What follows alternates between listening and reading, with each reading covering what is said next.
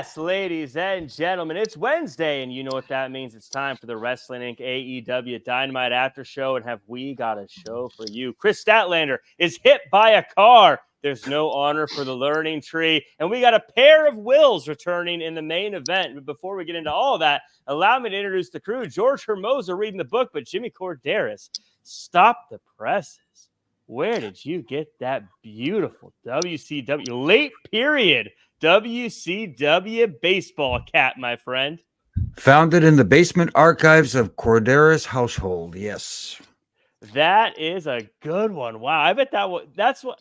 Do they sell that model on the website anymore? I wonder, because that logo was only there for a little bit. Right, and it's interesting because I'm looking at the manufacturer. It doesn't look like the normal WWE manufacturer. So, trying to remember where I got it. It's in pristine condition. So I got. Yeah, that's the WWF WCW logo. Yes, it was in WCW for a very short period of time before the change. Very, very short period of time after they had the what Eric Bischoff called the cat butthole logo for a while. That is a quote. I'm allowed to say it. Okay? Sure. Hey, it's a direct quote. It's a direct quote. But George Hermoza, good to see you, pal. How are you? Wow, I didn't know they were real brothers. I thought it was a gimmick the whole time. You know, kind of like the old school detective Hardy Boys. Like, hey, we're gonna be the Hardy Boys today. They're legit brothers. Huh. Learn something new every day. Who'd have guessed? Other than the fact that they look exactly the same. But a lot of good stuff going on today. I can't wait to chat about tonight's show.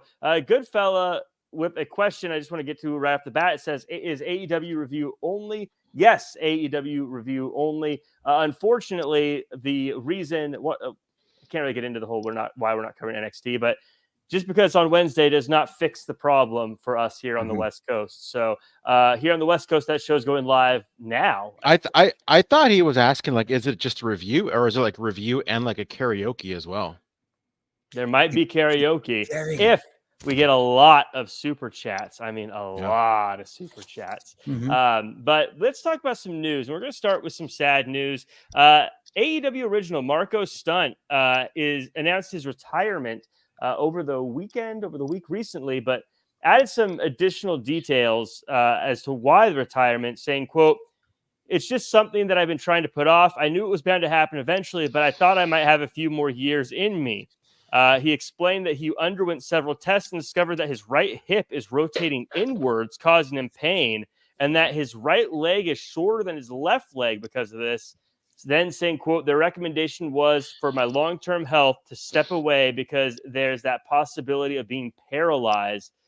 Ooh, Jimmy, I mean, always tough to step away from something that is a dream. But yeah, I think when this is going on, you got to step away. Right, and congrats to him for recognizing that. Obviously, you don't want to see him get hurt. You don't want to see these things happen. And like you said, people are living out their dreams when they're doing this. It is a lifelong dream for so many of them, and having to step away from it is very difficult to do. But, you know, like, hats off to him for realizing that family comes first. As much as you love what you do, I realized it too late into my career. But, you know, your number one love is your family, and if I'm not mistaken, he said something about wanting to be able to play with his children. And if this injury goes further along, like he said, it may cause a paralysis. And that's the case, then you don't get to do and have those moments with your children and your family. So, you know, my heart goes out to him, but at the same time, smart young man. Yeah, George, it's one of those things. As you get older, injuries, they don't get easier. They don't get better. And sometimes I think, you know, when I was younger, there were so many things I did that I was like, I'll be fine if I just deal with it. But as I get older, I'm like, no, just it doesn't go away. And so when you have stuff like this, especially talking about being paralyzed, you definitely need to think long term. That said, George, I'd like your thoughts on what do you think the legacy of Marko Stunt will be in pro wrestling or AEW? I think the legacy of Marko Stunt is going to be somebody who was able to live out his dreams. I know he had a lot of detractors due to his size, but nevertheless, regardless if you were a fan of his or not, he got to not only live out his dream, but he got to live out a lot of other people's dream, because there are a lot of people out there, and Jack, you know them very well, and I'm sure you as well, Jimmy, that Marko Stunt has had the career, especially in AEW, that a lot of people wish they had. And not only that, he was able to come back for that one match with Jack Perry not too long ago. That kind of put everything into full circle, which was pretty cool. But yeah, overall, I think he's going to be a guy that pretty much lived out his dream, as you guys mentioned, but also was able to prove wrong a lot of the naysayers for being on such a global spotlight that he's been able to be on with AEW. Yeah, Jimmy, last thing on this, and something that George just mentioned, and this is what I always say about just about everybody who's in pro wrestling. We always talk about whether or not, like, how good wrestlers are and stuff. And I always think if you're on network television, you have done better than 99% of wrestlers in history. Marko Stunt, compared to all pro wrestlers in history, had a pretty good career and was able to do some pretty cool things. Personally, for me, like George said, some people love him, some people hated him. He always brought joy to me when he was on my television screen, when he was a part of Jurassic Express back in the day. And yeah, I think that it's unfortunate, but you got to say he's leaving with a pretty good career behind him. No, absolutely. And like you said, George, anybody who ends up on national television, and you know, who gets that opportunity nowadays? Yes, the rosters are huge for both major promotions, but at the same time, how many get to maximize their TV time? And that's what he did when he was on TV, is he maximized those minutes. And he got people to react, and he got people to get invested, and that's the main thing.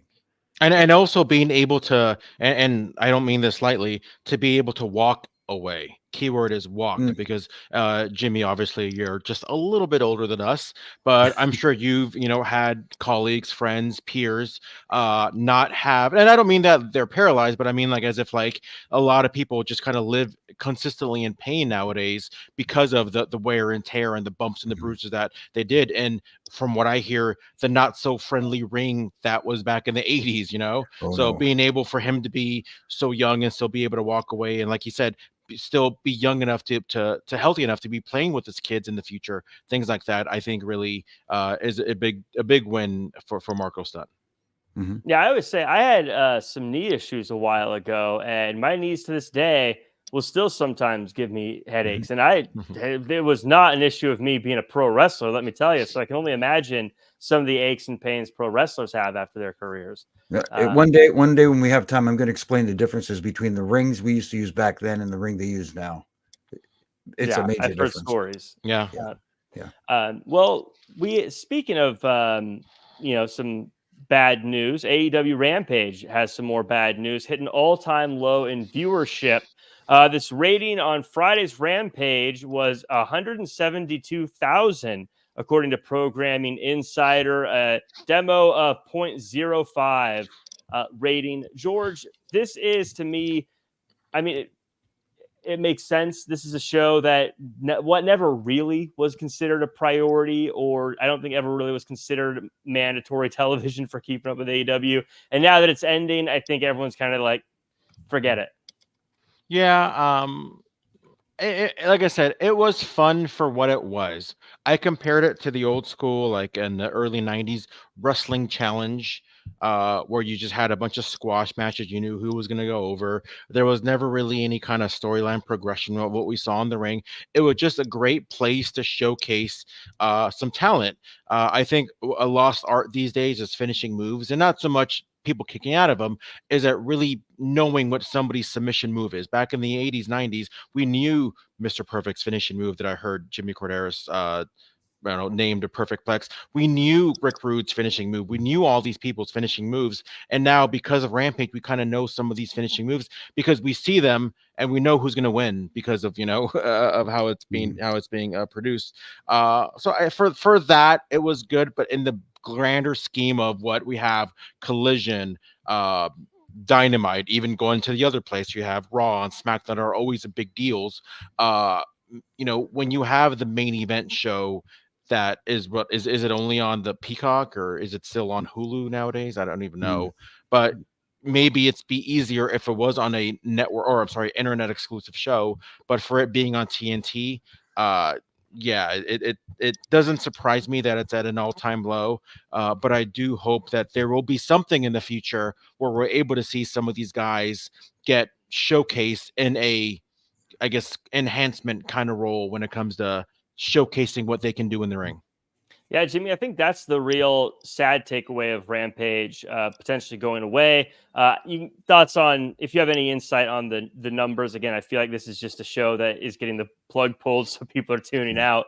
But I think the sad thing about it going away is there are a lot of local wrestlers, people who haven't been signed, who are getting national television experience, not just to be able to have the experience in a big arena or be in front of a camera, learn finding the hard cam, stuff like that maybe isn't available at local indies.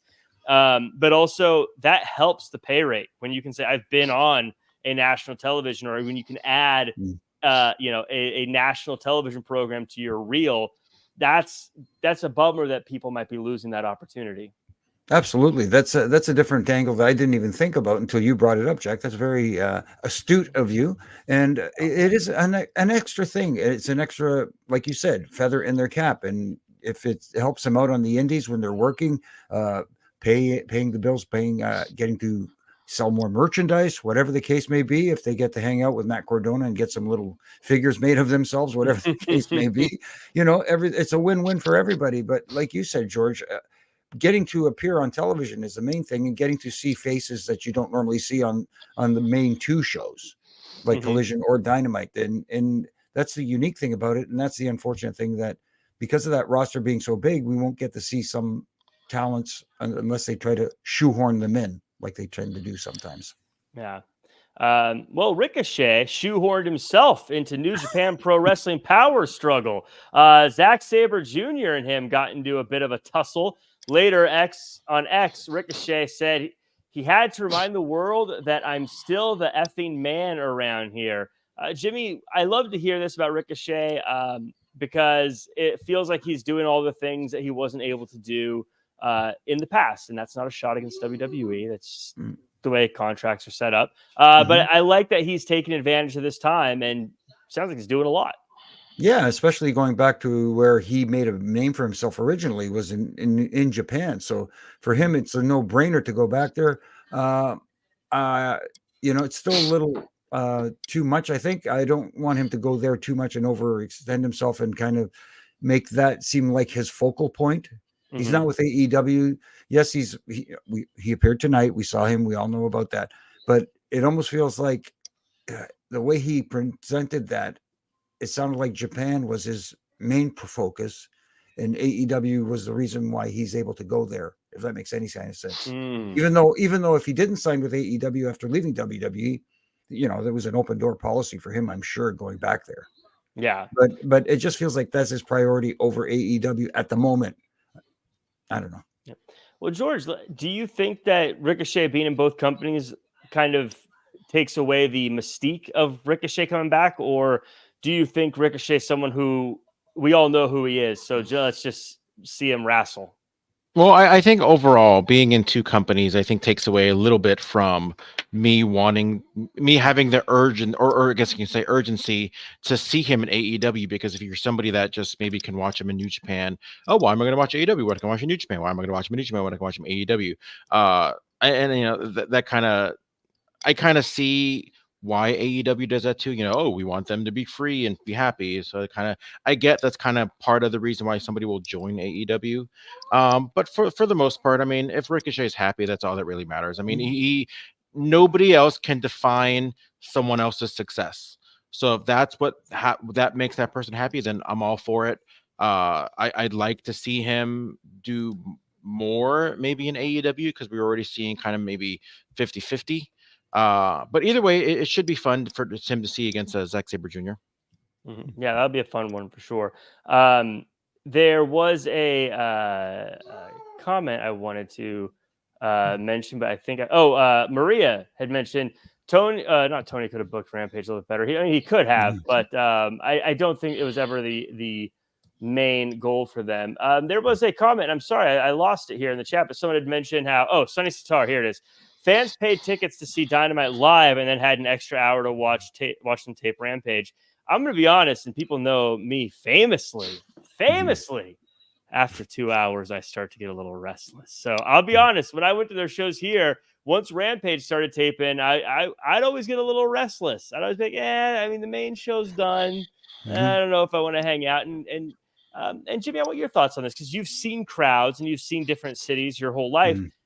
Do you feel like, I feel like they were burning out towns sometimes by giving too much, especially because there'd be like Ring of Honor before and then Dynamite and then there'd be Rampage out. I'm like, man, it's like an 8-hour show. Next time they come through, I feel a little burned out by them. No, absolutely. You can burn out your crowd really easily. I remember the days when SmackDown was taped on Tuesdays and then aired on Thursdays. And sometimes there was a rare occasion where we'd have to do 2 SmackDown tapings back to back because we were heading overseas or something like that. And imagine first of all, you got to do your Sunday night heat shows, the 2 hour SmackDown, then another 2 hour taping, which fortunately they could insert a lot of video vignettes to eat up some of the time. But by the time the second taping ends, man, that crowd is like burnt out. Not even popcorn can save it. Yeah. No, it's true. I mean, you're very. I got, and then when you see that they're coming back, you're like, oh man, do I want to sit through 8 hours again? And I know you could say you don't need to get there that early, you don't need to stay that late, but then you feel like you're missing so much show. I don't know. I have a question though, and this is going to be more dollars and cents. So when you pay for a ticket, how many hours should you be, should they be giving you for the value of your ticket? I'm happy with 2 hours. I feel like I would rather 2 all killer, no filler, great hours of a show than 3 hours or 5 hours where there's a bunch of stuff where I'm like, eh. But what if it's 3 hours of all killer and no filler? At some point, there's no such thing as all killer, no filler. But I guess what I'm getting at though is like, so for example, let's say the last time that Monday Night Raw was in LA, it was 3 hours long. Now you're paying the same amount of money to watch a 2 hour Raw. Like, is that fair? I prefer it. Honestly, I do. But so even when it comes to money, it's like you don't mind paying the same amount for less of a show. Yeah, I'd rather. It's the same thing with a movie. Getting a movie ticket, as Danny Cochran makes the joke. Jack walks out of movies after 2 hours, never seeing the ending. I mean, that is a good point, because a movie will be the same price whether it's 3 hours long or an hour and a half. Yeah, that's a fair point. But just that's remember, now that there are 2 hours, they do still have pre-show matches and post-show matches, and you don't get as many videos. I mean, when they were 3 hours, we did see a lot of video packages and sort. Like for example, I feel like, and I haven't been to a show recently, it feels like there's a couple more post-dark matches on Raw now that it's 3 hours, now that it's 2 hours. Maybe I feel like they feel like, okay, let's have 2 or 3 extra matches at the end, as opposed to when back in the day, sometimes we would see 0 and sometimes we would see 1. I will say, Carlos Barrera says, for my ticket, I want 3 hours. For a wrestling show or sporting event, 3 hours isn't egregious to me. A movie, it's egregious. Sporting event, 3 hours is fine by me. But I will say, 3 hours and 1 minute, I do start to get a little like, okay, we're good. Unless it's The Godfather. Yeah, unless it's what, but it's not the God. There's only one Godfather. Jimmy. Exactly. That's the problem. Yes, that's the problem. Lots of discussion about how long a show is. Let's make that the question of the week in the comments or in the chat. Let us know, when you buy a ticket, how long of a show do you expect it to be? What do you think is a fair amount of time to make yourself happy? And in the chat, we got people who could be answering that question, like Danny Cochran, Ethan Cruz, Goodfella, Stephen Camp, Mr. X, Alicia A, where have you been? I haven't seen you in the chat in a while. Laura Rock, Joe C. Lurkin, Adonde Maria, Fernando, Sonny, Stocking, Jericho, Jeroy, and Mary. Thank you all coming through. Beer Money as well. Appreciate you all. Like, comment, share, subscribe, all the lurkers as well. 5-star review on Apple Podcasts. Max Feldman says 2 hours, old school Monday Night Raw. I'm with you. Old school is 1 hour. Yeah. So yeah, how old school are we talking, Max? This is like when you talk to people about music, and I always say I like classic rock. Now I'm always like, well, what do you mean by classic rock? Because there can mean many different times. Yeah, you mean Hall & Oates? Like, is it? Yeah, because nowadays I feel like people are like, yeah, Blink 182, the classic stuff. George, I like Hall & Oates. Sue me. No, I love Hall & Oates. Yeah. I absolutely. Hold on. Favorite Hall & Oates song on 3. Ready? 1, 2, 3. You make my dreams come true. Yeah, that's the one. Yeah. Okay, good. I was trying to think of the name, but I see it. Da-da-da, I got it. I don't know any words in that song, but I know every word of that song. You make like, my dreams come. Wait, hold on. No, they haven't paid for it. They haven't paid for it. Yeah. Oh, sorry. I remember that song from 500 Days of Summer, which was a great movie. Well, waiting for. Leonard Jones says classic rock like Coldplay and Foo Fighters. How dare That's you? classic. Droy J says Rich Girl. That's a good one. No, she's gone too far. That's a good. You don't Jimmy, matter. you had that lined up, Jimmy. So I can go for that. But I do find people talk about classic rock. No can do. No can 80s, do. George. 70s to 60s. Let's talk about this pro wrestling show. Let's get back on track. We start the show with the Hurt Syndicate coming out, and MVP explains who each member of the Hurt Syndicate is and what they're all about. MVP says that if you get a card from him, it's a golden ticket, and if you don't take it, Hurt is in your future. Swerve Strickland comes out and challenges Bobby Lashley at Full Gear. Jimmy, I really this I thought was something that they did great that AEW has failed to do in the past, where we know who Shelton Benjamin is. We know who Bobby Lashley is. We know who MVP is, but they still told us who they are. So they just made sure that we knew what we were looking at. What did you think of this opening segment? I enjoyed it. I thought it looked great. Bobby, Shelton, and MVP look menacing in the ring in suits. They look scary in suits. I love it. I love MVP and his delivery and everything. Bobby looking like the beast he is, and Shelton has found new life. Swerve coming out and demanding a match against Bobby Lashley. My only thing is with that, I love the line. Okay, you got it, kid, which MVP threw at him, but I would have made him wait for it. You know what? You want the match with Bobby? Not yet. You throw out the line there. You've got to earn it. Swerve has to earn it. How much heat is that? But we're already seeing that with MJF and that little storyline that they're doing. I do think, George, I want your thoughts on this segment thing, because I love the segment, but I do have it in my notes. I was wondering, we still got a few weeks. Now that we know the match is happening, I don't really know what they're going to do for the next few weeks to keep this building. And to Jimmy's point, saying we'll let you know next week or whatever the case is, that could have at least extended it now. I don't know. Maybe they've got a story lined up, but it does feel like they've got a lot of time to kill if they've already agreed to this match. Yeah, I feel like at some point we are going to see maybe some tag matches. I do think we are going to see Lashley's first match upcoming, but it does feel like with everything that is happening, because we saw a little bit on Collision as well, that maybe the Hurt Syndicate is open for business, that we might see some more members coming along. There was a fun little segment that I think that was on Collision that obviously we don't really talk about here, but it was with the Acclaimed. And Max Caster was taking things out of his pocket, and he had the card from MVP. And Anthony Bones was like, "Wait, what is that? What is that?" And he kind of had to no, just they were just passing him out or whatever. I just was going to throw it away. Just little things like that. So I do feel like there is going to be more people that are going to be joining them. So it should be fun speculating on who the third member is, or I guess fourth member. But yeah, I'm excited to see it. I'm excited that after especially this segment, I thought it was great. Reintroduction, I guess you can say.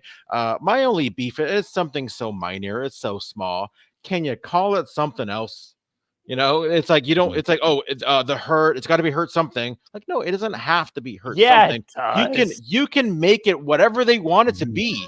Nobody is twisting their arm for it to be called the Hurt. Insert name here. It can be anything they want. So it would have been cool. Like, don't force yourself to come up with I got it, Syndicate. Like, no, you can call it anything else. You don't have to be forced to call it something with Hurt. Jimmy, I give George a hard disagree on that. In fact, I would have fought to get Hurt Business, the license for that, and just keep that. That's what they know. Do you agree? Should they have gone with something different, or was Hurt Corporation would have worked? That sounds a little. I don't know. The problem is Hurt Business sounds the best. But what do you think of the name? It does sound good. I mean, you could have come up with something different. I'm okay with it, but I love maybe something along the lines of MVP Enterprises. They should have called it the Pain Business. Yeah, I thought the pain experience. George silenced me with that pain business line. I just went. We're going to be in the business of inflicting pain. So, George, I got a spicy question for you with this one though. I was listening to this as they're out there, and I mean, Tony Schiavone doesn't even get to ask his question or interview him. The crowd is chanting MVP, MVP, MVP. They're chanting for Lashley like crazy. Are they more popular now than they were in WWE? No. I mean, obviously the numbers in WWE are bigger, so I'm not saying more people like them or like, I'm not trying to compare it like that, but like I never heard MVP getting chants like that before. I've never heard Bobby Lashley get those kind of chants. Like really? That. Don't you? I mean, remember when they were trying to do that little heel thing with them and the Profits, and the crowd was just not having it? They're like, no, we're going to cheer Bobby because he's amazing. MVP I can get, but they were pretty much all in on Bobby Lashley before they just flat out forgot about him. Jimmy, do you think I have a point, or is George right? I feel like it felt like this crowd was into him. No, they were into him, but I don't think they're more popular than they were in WWE. I think right now the crowd, it's a new thing for them. It's something they want to see. It's something fresh for that audience. To be fair, now I think about it, the Hurt Business's prime was during the time when there was just screens in the audience. So maybe that has something. I think somebody brought up a good point. Somebody said that this was the Hurt Business or Syndicate, whatever you want to call it. This was their first promo in front of an audience, which is wild to think. That is crazy. What is time? Because it doesn't feel like they were around that long ago. But Jimmy, if you're the guy with the pen, Bobby Lashley's first match, is it at Full Gear against Swerve, or do you have him run through a few people first to show how dominant he is?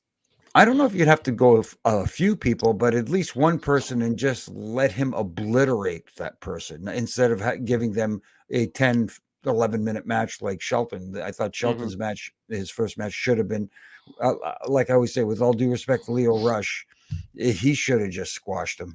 Unfortunately, and if we're going to get something from Bobby before Full Gear, that's what it needs to be. It needs to be a complete dominant annihilation of whoever he faces, and not somebody who they pull out of their hat from, we haven't seen this person on TV for 6 months, but let's put him out there because people will remember who he is. You're talking about Hobbs. What? Oh, is that you were describing Hobbs? Don't go jumping in. We'll get. Sorry, I'm jumping ahead. Hobbs, but I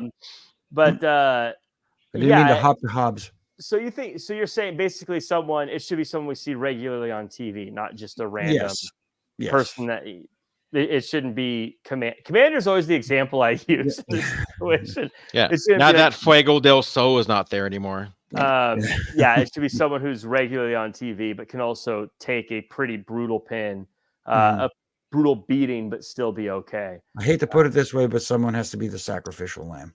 Yeah. Well, I love everyone in the chat. Let us know what you think of the Hurt Syndicate and how they're going so far, man. I think this thing's got legs. I'm excited about it. Another group, though, is running roughshod, as people love to say. The Death Riders take on take on Orange Cassidy and Darby Allin. The Death Riders look to jump Orange Cassidy, but it's Darby jumping off the gosh darn entryway that catches them off guard. Death Riders from that point on dominate until Wheeler, Yuta, and Marina Shafir get the match thrown out. Darby tries to fight off Jon Moxley, but the numbers game is too much. Eventually, the Death Riders are chased off by the conglomeration. Later, Moxley says Yuta doesn't owe Cassidy anything, and it's not about love or respect or kindness. It's about power and violence. Jimmy, they are officially the Death Riders now, and they got this one was a pretty dominant display, ending in a DQ. What'd you think? I was enjoying the match until the finish. That was the only thing. I expected some shenanigans. I didn't like the way two things. I didn't like the way it started. Orange Cassidy goading them to come up the ramp, and then Darby Allin diving off of something like he always does. they're there to fight for AEW instead of the little shenanigans. Come out and fight. Just come out ready to fight. That's all I want to see from them. And I enjoyed the match. I really did enjoy the tag match, but the finish with Wheeler Yuta just jumping in the ring and just ring the bell there. That's all you needed to do. You didn't have to not ring the bell and not get a decision until Marina Shafir kicked the referee and knocked him out of the ring, which, that could have ended the match. Something, anything. It just, I don't know. It didn't sit well with me. It didn't need to happen that way. They could have come up with something a little more creative for the finish. But the other part that bothered me was the conglomeration coming out and Death Riders turn tail and run. Really? It just didn't sit well with me either. See, we disagree on a lot of things on this one, Jimmy, because I will say I thought it took too long for the Death Riders to start coming after Orange Cassidy, where it started to feel a little drug out. But I thought it was fun that Darby Allin jumped off the top there. I was going to say I actually enjoyed the DQ as well, because this is one of those times where the anti thing in AEW is that they bleed too often. So when they bleed, it doesn't mean anything. I feel like it's the opposite with DQs. We don't really get DQs. So when a DQ happens, it feels like, oh, we got this wasn't a DQ. This wasn't a DQ. The match was a no contest because there was no referee to call for a DQ. Oh, well, I mean, I know. We all apples, potatoes. I know. Yeah. Which I guess is fair, though. It's a fair point. That's why we have you on the panel, because you notice those things. Where I'm just like, it's anarchy. Let's go. I do, but the thing I didn't like about after the DQ is I actually would have rather the Death Riders just dominate Orange Cassidy and Darby Allin instead of them getting their little like, can they come back? I would have loved it to have been more hopeless and like, oh my God, they can do nothing in this case. George, what were your thoughts on this one? And tell me about your thoughts on, I love this Mauler version of Claudio Castagnoli, just throwing people around like toys. Yeah, it's fun. It's fun seeing a new side of Claudio that we didn't really see in the WWE. But yeah, I anytime we see a new side of this guy, because I think this guy's insanely talented. If only he was good on the mic, or better on the mic, I guess you can say. By the way, another good one, Private Eyes are watching me. Sorry, I'm still on the Hall & Oates kick. Honestly, I was busy fantasy booking because I'm trying to find how, because every time I see this kind of spotlight and actual like, and I talked about it last week, so I won't go too much into it, about all this effort being put into like, the Death Riders are here, because we saw a lot of it on Collision. I know we keep talking about Collision, like, oh, coming up soon, we have John Moxley is going to speak his mind, and it's like, why are you promoting him? But then I was thinking, this to me would make sense, but I don't think the execution of it would be good, because what we saw, was it 7 months ago, with Tony Khan and the Young Bucks and Jungle Boy pretty much taking out Tony Khan, right? So what did Tony Khan do? He enlisted the help of the BCC, right? Now, this was before they started doing their thing as the Death Riders. So I think it would make perfect sense if the reason why we're seeing such a big spotlight and, on the Death Riders is because Tony Khan is behind it. I'm not saying he's got to be the Eric Bischoff of the group, because I don't think he can pull it off, but at least that would make sense just a little bit as far as why there's so much focus on these guys. Now, maybe Tony Khan said something where like, hey, at the time I made the deal with them, I didn't think it was going to get like this. But that's the only thing I can think of as far as why we're seeing like, oh, coming up next, we're seeing John Moxley.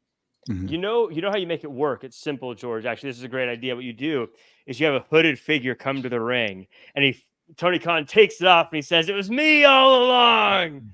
But there's nothing. I know. I don't disagree with you. I think from a storyline purpose, it would make all the sense in the world. However, can he pull it off?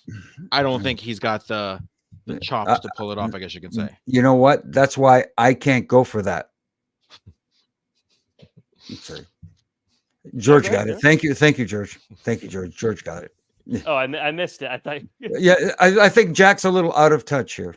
Jack is clearly. I'm out of touch. Sorry. Out of touch. Are you still with the Hall & Oates? I can't help myself sometimes. God. Say it isn't so. I'm just a man eater. What can I tell you? Well, I do want to say I want to give Because your kiss is on. Sorry, I want to give commentary a little bit of credit here because it was a small detail, but Conglomeration came out, chased off the Death Riders. I like how I think it was Nigel said, I can't remember which one it was, but someone said they were getting ready for their match. That's why they weren't able to come out right away, which is still like, I think the reality is, well, wouldn't that mean they're closer to the ring? But it's at least a little story that I can go, okay, that's why it took so long. That makes me happy. I'm glad they did that because otherwise, yeah, why did you wait so long to come out? Oh, okay, they were doing something to get ready. It's simple, but I love it. And Jeroy J says it was Nigel who said it. Good detail. Nigel's one of my favorites, by the way. By the way, every week we should like pick a band and just start inserting the song titles at some point throughout the show. Aha. Oh, you want to go aha? No. No. Take on me. That's all I got, right? I only got one. We'll have to all be sketched characters for that episode. They only got one? They only got one? That I know. I'm sure they got more, but they only got one that I know of. Well, say it ain't so. Say it ain't so. That's Weezer. That's Weezer.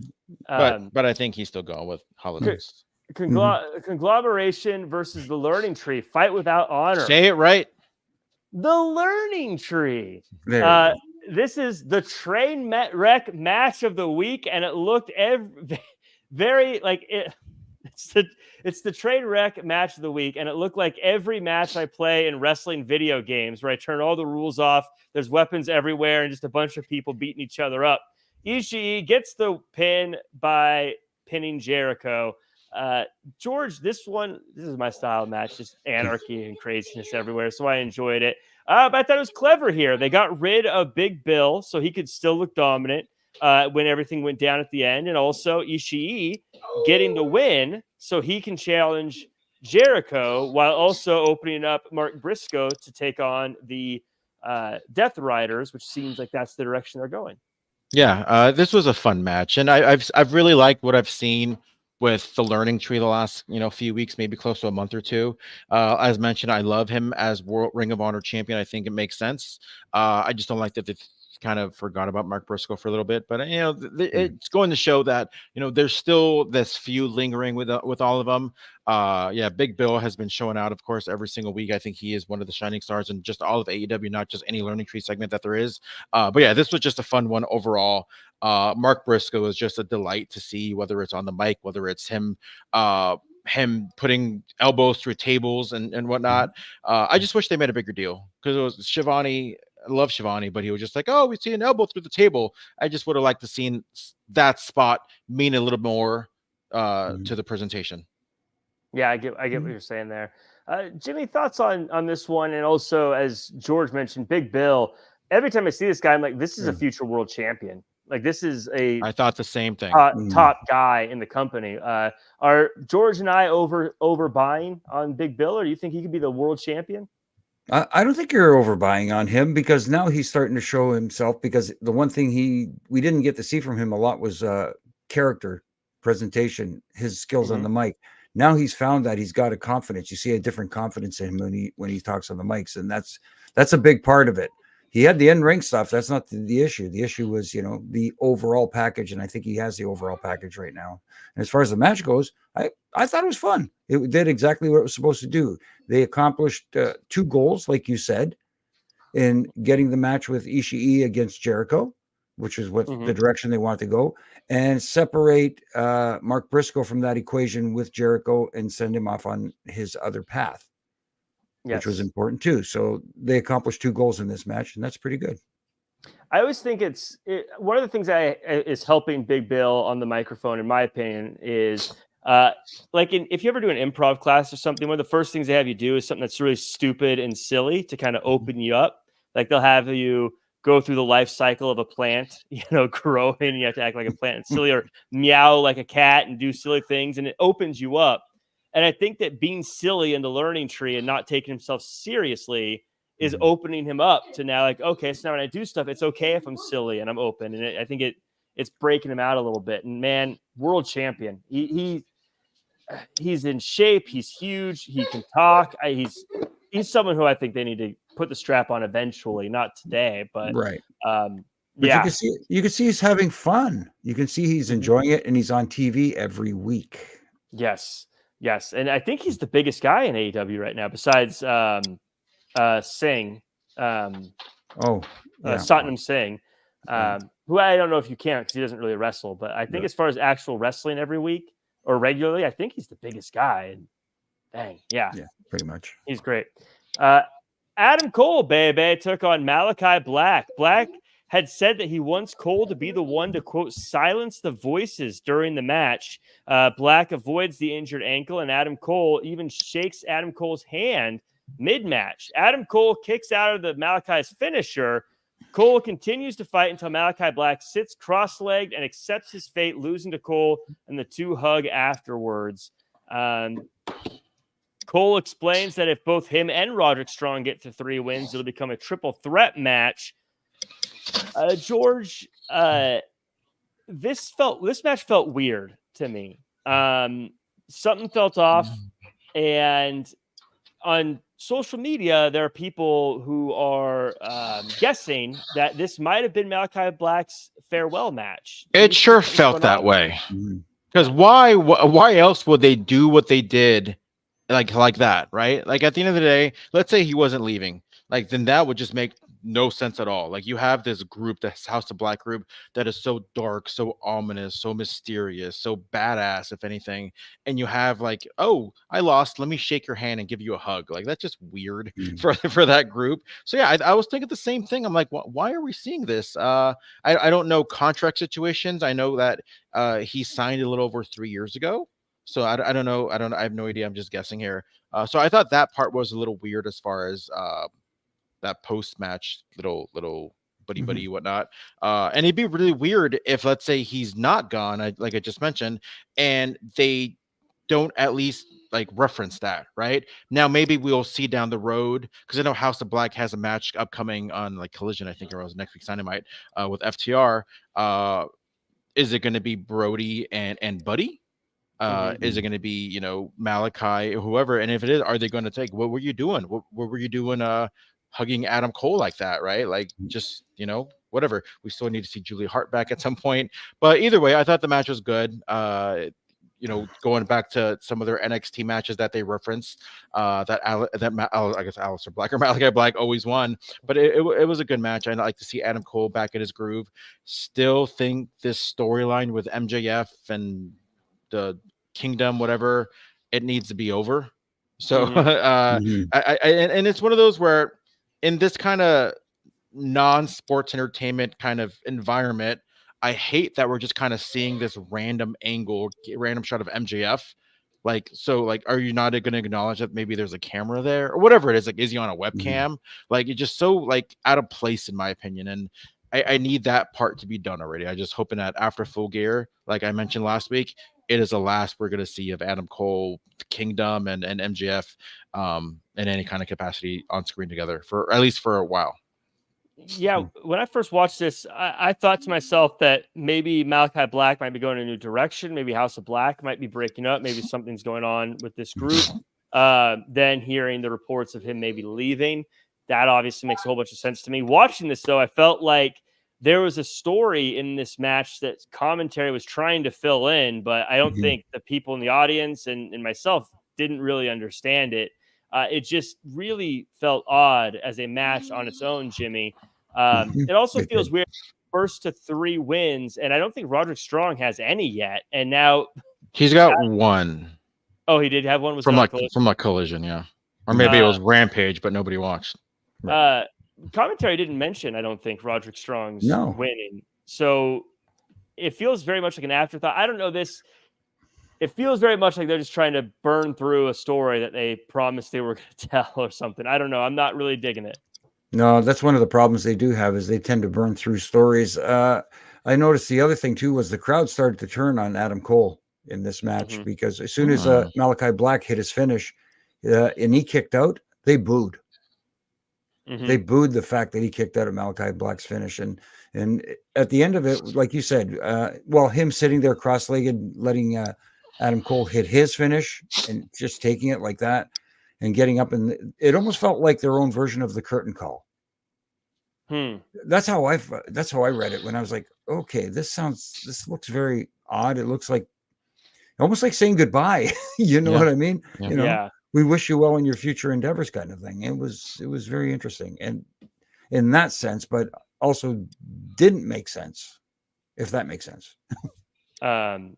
Just weird, very weird match. Hopefully whatever happens with Malachi Black is good for everyone involved, whether it's something new in AEW, whether him leaving and doing something else, or going somewhere else. I hope everyone's happy with it. This match just did feel weird, though, if we're being honest. Later, MJF pays Don Callis to do some business for him, which I'm assuming means get involved, and we'll see that later on in the night. Adam Page and Jay White have a run-in. During an interview with Jay White, Adam Page attacks Switchblade. Before Hangman can cause some serious damage, Juice Robinson makes the save. Adam Page retreats as Jay White says he'll be the first to make Adam Page tap out. Jay White's a great promo. I love Jay White. I love Adam Page. I'm digging these two guys. I'm digging Juice Robinson being involved. It's all characters I love. Clearly, he's the good guy now, Jay White, that is, because he's calling out to the crowd and get their support. Yeah, I thought the same thing. I'm like, oh, I guess they're going full-fledged babyface now.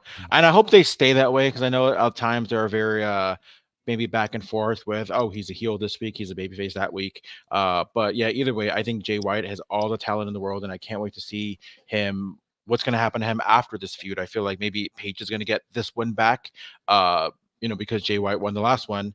But either way, yeah, I think this is going to be a great match that we see at Full Gear. And I'm so with Juice Robinson. He's that guy that I hate him, but I love him at the same time, because he just adds so much color to whatever he's in. He's that guy, and we talk about people that do this all the time, whether it's on WWE or AEW, that he's a guy that no matter how much TV time he's got, he's going to take advantage of every single second that he's on TV. I won't get into fantasy booking, but I want to see Mark Briscoe versus Juice Robinson, and just two guys who are absolutely nuts go at each other on the microphone. Would be so fun. But Jimmy, let me know your thought. How are you feeling about Jay White, Adam Page, and Juice Robinson in this case?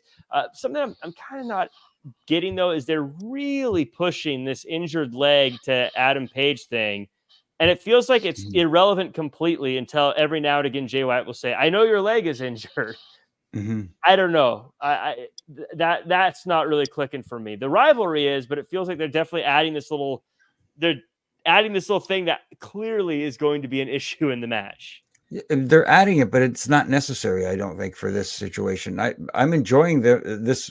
I like the fact that Jay White is now clearly a babyface, as opposed to before, where you weren't sure. He was kind of on the fence. I hate the tweener thing, because that's what he felt like. Now it's a clear cut. He's the babyface. Hangman's the heel. Here we go. Juice Robinson is the added feature to this rivalry, which is a lot of fun. You know what? I found it funny the way he just snagged the chair away from Hangman and kind of skipped away with it. It's not like the usual yank the chair and go, hey, what do you think you're doing? It was like, I got the chair. And he kind of takes off. I popped when I saw that. I thought it was hilarious, but I think I'm going to enjoy this feud when it gets going. I don't think they need to add that wrinkle with the leg injury to Hangman. Yeah, I agree. I also feel like Juice Robinson reminds me of a cartoon character that accidentally put his finger in a light socket, and like his hair is all crazy. He's all like, I'm Juice Robinson. I imagine if you superimposed him turning into a skeleton every couple seconds, like he was being electrocuted, it would fit perfectly. You know what? You know what I feel like? If he did something like that, like stick his finger in the light socket, after a few seconds, he'd go, hey, that was cool, and do it again. Yeah. Juice Robinson I love Juice Robinson. He's so much fun. Someone else who is just a barrel of laughs, Christian Cage. He comes out and he explains that Kip Sabian saved his contract, and Kip has done more for him than any of Christian's other sons. Hook arrives, and Christian explains he only attacked Hook because he wanted to make sure he could be disciplined. Cage then asks if Hook wants to be an announcer or if he wants to be a champion. Christian eventually says he wishes Hook's dad was dead before Hook takes out security and Cage leaves the ring. Jimmy, this is just yet another masterclass by Christian. This guy has got every tool in the book. I mean, you want to get heat, and he gets genuine heel heat, and that's what I love about Christian. A lot of people don't love him, but I do. Mm-hmm. I think he's great, and the reasons he gave for taking out his dad, saying, "I want to be your father," kind of figure, that sort of thing. And, yeah, he knows all the right buttons to push, and he did them here. Yeah, that I want to make sure you can be disciplined is one of those things that just like hits in a way like, oh, you're a terrible person. I know you want to say another word there, but yeah, it came close. Stop. So yeah, it's got to keep the language right. Yep. George, when they showed what Kip Sabian did to save Christian, how the Blackpool or the Death Riders were there waiting to stop him from cashing in. Do you think that was always the plan for them to have this moment, or did they reverse engineer that? Because I remember when that happened, thinking that was kind of weird looking. But now that the story's been told like a month later, I'm like, oh, wow, that does make a lot of sense. Yeah, honestly, I'm gonna give them credit. I think this was the plan. I think it's brilliant how they kind of inserted Kip Sabian. We all thought that he was there to kind of get some revenge on whatever. But even though there was nothing to get revenge for, because he was never really taken out by Christian Cage and his patriarchy. So the fact that he's in there, I think I'm happy for Kip Sabian now that he's a guy that I think he's a day one guy, and he's finally getting the TV time. I know he had that thing with Rusev Miro being the best man, and that kind of went nowhere. I know him and Penelope are married, so they both got a lot of good TV time today. But yeah, I'm happy with what they're doing. I think, and this is no disrespect to Jericho, or maybe it is. I think Christian Cage and Hook, this program is benefiting Hook a lot more than what Hook did with Chris Jericho. And that just goes to show just how great Christian Cage is in pretty much any role that he's in, and how great he is at just getting that heat, brother. Like it's just so good. I can't wait. And I'm really hoping that when the time comes that he gets to be AEW world champion. I don't know how, I hope so as well, George. I don't know how much control he has over what happens on TV, but I will notice his stuff does always have a bit more of that slow burn thing where like he's slowly doing like the Nick Wayne versus Kip Sabian thing that will eventually happen for sure is slowly building. And now we see little bits of it happening as we are going. But also just the way he's slowly talking to Hook and slowly, even in this promo, he didn't just come out and say, I wanted you to join, or I wish your dad was dead. He slowly got there and was like, hey, do you want to be an announcer like your dad, or do you want to be a champion like me? And he's just so good. He is. Like I said, for my dollar, he's the best bad guy in pro wrestling right now. As far as the character he plays, he's the best. He takes his time on the mic and he tells stories, and he tells you exactly what is on his mind, and that works. And like George said, the guy's a heat magnet. Both in and out of the ring, but and he even with like I know Luchasaurus hasn't been on TV for a little bit, and hopefully he's doing well. But even that, when was the first time that Christian Cage or Luchasaurus teased some kind of split from Christian? That was like maybe like over a year ago. And the fact that they're still kind of going with that goes to show that sometimes maybe you do need that slow burn. But yeah, like I said, I think that just goes to show how good maybe then everybody involved is just. They're trying to really knock this out of the park to the point where when Christian Cage hopefully becomes AEW World Champion, people are going to be like, yeah, dude, like that totally makes sense. He is the number one guy. He deserves to be champion. I got to give him Jung on a shout out. It says RVD slow burns as well. Oh man. We also, speaking of Kip Sabian, Penelope Ford had a match with Jamie Hayter. Ford was looking for revenge for being injured at the hands of Hayter a few years ago. Penelope is able to dominate early, but Hayter eventually gets the win. George, we've seen this before, kind of a quick matchup for Jamie Hayter getting a win. I'm a fan of Penelope Ford, though. I hope she gets more TV time. Any takeaways? My takeaway is, if this was done to showcase Penelope Ford, then bravo, because I thought she looked amazing in every single way. If this was done to showcase Jamie Hayter, then shame on people, because this, I don't think, benefited Jamie Hayter. I think she looked like she squeaked by a victory. And for somebody who is a former AEW Women's World Champion and probably somebody that's going to push sometime in the near future, I feel like she needs to be not dominant, but I don't feel like she should have squeaked by a victory. But other than that, then like I said, I thought Penelope looked great, and that was my biggest takeaway. Jimmy, this is one of those ones where we talked earlier in the night about like not someone who we haven't seen on TV in a while. Penelope Ford, unfortunately, one of those people we haven't seen on TV in a while. I agree with George. I thought she looked fantastic tonight. Jamie Hayter clearly seems in line for a big run, and she should be. She's very popular. But Penelope Ford made the most of her minutes. Exactly, and that's what she did. She maximized those minutes she was on television, and she got people to notice. Who went over in the match? Well, I think who went over or who got over? Yeah, no, I'm saying who went over in the match, and who are we talking about? Yeah, Jamie Hayter won, but speaks volumes. Talking about. Yeah, speaks volumes. We had a couple promos. Mina is coming, and there's a QR code. Okada is looking to win the Continental Classic again, and Chris Statlander got hit by a car and then decided to just beat the bricks off of Camille and break Mercedes' bank.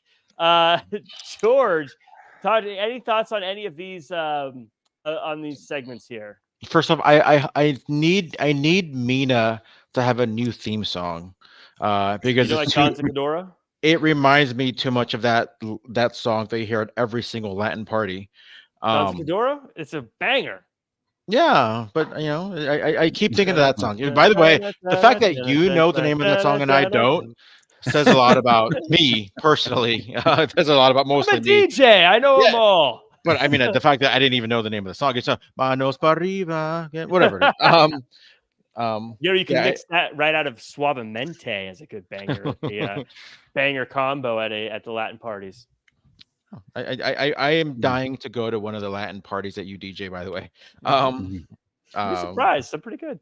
Yeah, I can only imagine. What were we talking about? Oh, by the way, Chris Statlander leaving work early.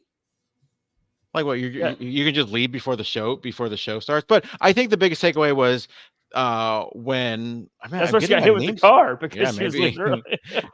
Mercedes talking down to Camille. I think that was kind of something that stood out to me. Kind of saying like, "Oh, you never get anything right," something like to that extent. It kind of shows off that like going back to last week, which I know a lot of people were complaining here that Camille lost. That she shouldn't have lost to Chris Statlander. So maybe that's kind of touching upon the story that they're trying to tell with Mercedes maybe talking down to her. And now we're going to eventually see Camille maybe be the one that dethrones Mercedes for the TBS championship. So maybe that's something. But yeah, I liked it. I dug it. I had no problem with the segment aside from Statlander leaving early for leaving work early. Jimmy, your thoughts on this one? I feel like the major takeaway you're going to mention is Camille looked like a chump because she hit some of their car and she still got wrecked by this person. I think, Jack, you're reading my mind here. I mean, can somebody sell a motor vehicle accident getting hit by a car, a bus, whatever it is, please? I mean, anybody who's ever been hit by a car can tell you you're not going to get up and beat the crap out of the person who just ran you over.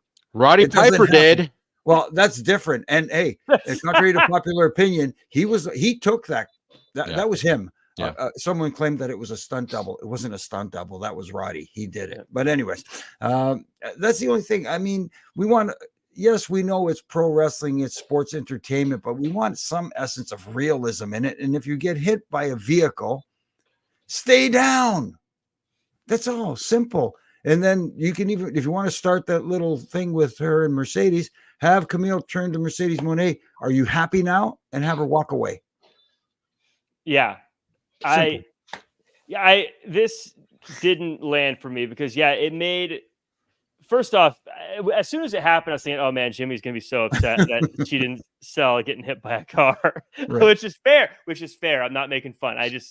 Because you've had the conversations before about certain things not keeping someone down. It's like this person was hit by an SUV and didn't keep her down. But also because Camille seemed like she messed up, like and Mercedes was upset about it, and then they also got beat up. And it was just this huge, like it made Mercedes and Camille kind of look like dummies. And they like bumble, like they look like the bumbling idiot like group. You know, like if Chris Statlander was one of the Ninja Turtles, she seemed like Bebop and Rocksteady, the Warthog and the Rhino, you know, that are supposed to be silly because they were kind of dumb. Like it would have been, I would have rather, if they're gonna do this, Camille hits Statlander and then Mercedes and Camille get out and beat her up and like look like they did it on purpose, as opposed to be like, oh, what'd you do? Oh, I don't know. This didn't land for me. Or even if you want to do it, have Mercedes going, what are you doing? And have Camille just give that look. Simple. I mean, you don't even have to beat her up afterwards. The truck did all the work for you. Yeah, maybe Camille says, you wanted me to do it your way, now I'm doing it my way. And it's kind of like, ooh, this is a scary Camille now. And now you get that grin from Mercedes. Yes, that's the heater I wanted. Leonard Jones says they were like those two goofs from the Power Rangers. Yeah, Bulk Skull? Not Bulk and Skull. Wait, who's Bulk and Skull? Is it there's the golden armor wolf guy, right? Oh, I thought they meant the two friends. Not the friends, but maybe, Bulk and Skull. Yeah. In the chat and in the comments, if you're here this late, your favorite bumbling bad guy team. How about the two from they were like the two from Home Alone. We're in the holiday season almost here. We can how about those two? I always like the two from Boy Meets World. Joey and Frankie. Boy Meets World. Yeah. Yeah, everyone let us know your favorite bumbling bad guy duo. There's a lot of good ones out there. As we get into the main event, Takeshita and Fletcher versus Ricochet and Powerhouse Hobbs returning. The Hurt Syndicate, by the way, watching this one. Ricochet brings out Powerhouse Hobbs to be his partner. A fun match with everyone looking great, but in the end, it's Ricochet getting the win, but also getting a few chair shots from Kyle Fletcher. Davis comes out to stop his old pal, but Brian Cage and Lance Archer are on the scene to punish Davis. Adam Cole decides he wants a piece of the action with Takeshita, and then Ospreay returns. George, give me your breakdown of all the action in this main event. I totally forgot about Powerhouse Hobbs. Even when he was saying like he used to be a member of the Callis family, I'm like, who is he talking about? Like I thought it was going to be Ospreay the whole time, to be honest with you. But yeah, when Hobbs came out, I'm like, oh yeah, and don't get me wrong, I loved it. I think the world of Hobbs. So I'm happy that he's back. He's been out for a while, and like I said, I completely forgot about him. But I thought it was pretty good. I mean, the action was fun. Ricochet, obviously, we're seeing a match upcoming with Ricochet and Takeshita for the what championship does he have? The International Championship. Yep. So that'll be fun to watch. But yeah, we saw a little preview of this. We saw a lot of hoopla at the end. Mark Davis and Will Ospreay coming back, so that's going to set up a nice little fun week of wrestling, whether it's on Collision or next week on Dynamite. I can't read what the paper says, but I got a feeling it has to do with a bag of potatoes. Well, it says 20 and 10. I don't have my Sharpie with me, but yeah. What I saw this and I feel like I know what you're going to say, but I'm going to let you say it, Jimmy. No, the match was fine. Again, it was the ending. There was a lot too much trying to get too much stories in when you have other programs, utilize those other programs. And the other thing that bothered me during the match, we get the announcement from Tony Schiavone or I think it was Schiavone who said, we'll get the announcement from Tony Khan in the back. Then next week, Adam Cole is going to face Takeshita. Is he not? Did we not hear that? Right. Yeah, we did. So why the guy that's going to face Adam Cole, who's trying to get 3 wins in a row to face MJF, why did he get pinned in a tag match the week before? That to me makes absolutely zero sense. Well, because they don't want to pin Fletcher at this point. No, I get that, but you're pinning a guy going into a match that Adam Cole needs to win. So you're feeding him a guy who just ate a pin the week before. And he's a champion as well. So to me, that kind of fell flat. I don't understand with it. That makes no sense to me. I get what you're saying. I guess Fletcher can't take the pin right now, and I don't know how else you break up this team, because if it was Lance Archer or Brian Cage in the match, that'd be kind of weird because they're a tag team as well. But I get what you're saying. I'm just trying to think about how they could maneuver that differently. But yeah, I agree with you. There's just too much stuff happening. I think that Kyle Fletcher's in a spot where it's good to have a lot of irons in the fire and places you can go. But when they're all coming in the ring, like Mark Davis and Ricochet seems to be on the horizon, Will Ospreay clearly here. To me, it feels like there's just too much happening, and I don't think we needed Takeshita and Adam Cole to have that quick moment. And I think it took away from, like, Mark Davis felt very forgettable after all this because all the other people that were there, and Will Hobbs just came back, and it was kind of it felt like they could have had just Will Hobbs and then saved Ospreay for next week or something along those lines. They had so much stuff they could have done here. Also, I feel like, Ospreay, why'd you cut your hair, man? We just had Kyle Fletcher shave. If I was Kyle Fletcher, I'm like, bro, I shaved my head. But now you cut your hair too? What are we doing here? so now he's going to have to get hair plugs now to get it back. I don't know. But like you said, Jack, really quickly, early in the night, what did we see? 2 stories get told and furthered in the match with Jericho and Ishii and Mark Briscoe moving off in different direction. They were able to tell 2 different stories and branch these guys off. And in this one, it felt like they just kept running people out to try and get these. Let's cram it in there. Let's cram it in there. You know?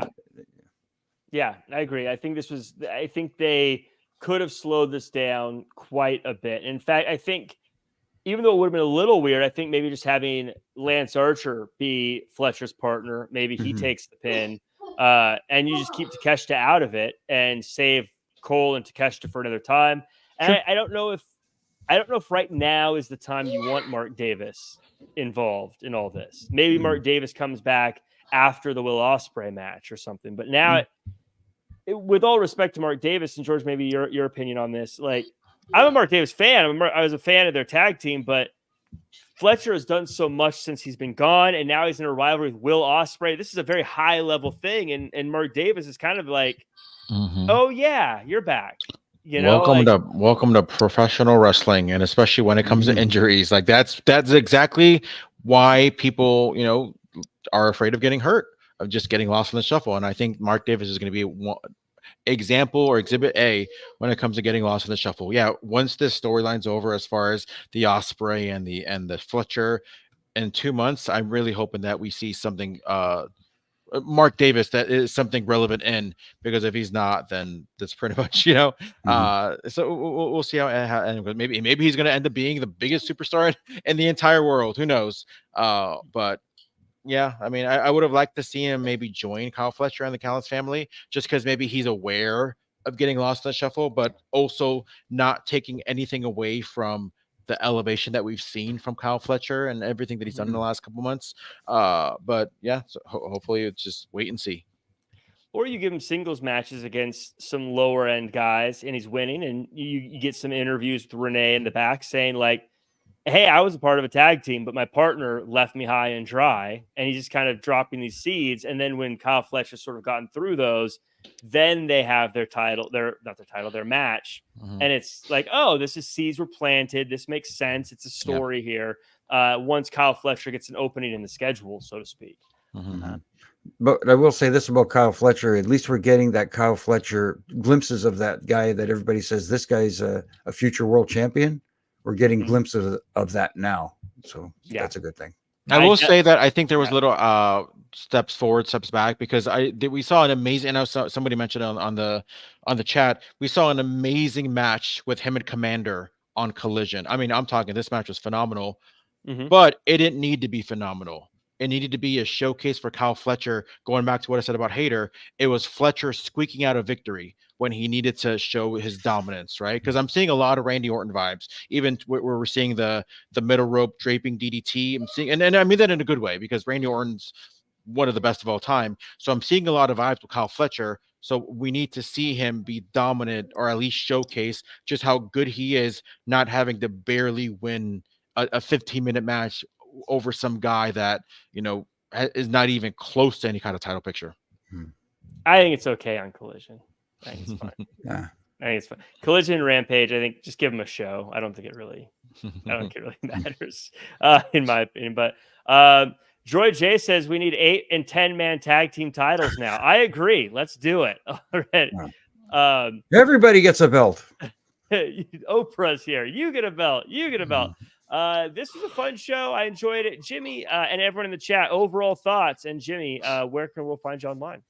I thought for the most part, the in-ring stuff I enjoyed. There were, of course, little things I could nitpick about, which I already did, so you don't have to hear them again.